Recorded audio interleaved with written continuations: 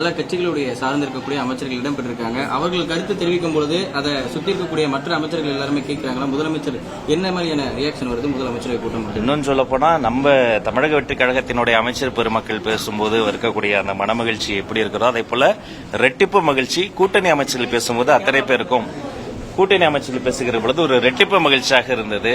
அவர்களினுடைய அந்த வரவு, அவர்களினுடைய சிந்தனை எங்களுக்கு மிகப்பெரிய பலம்.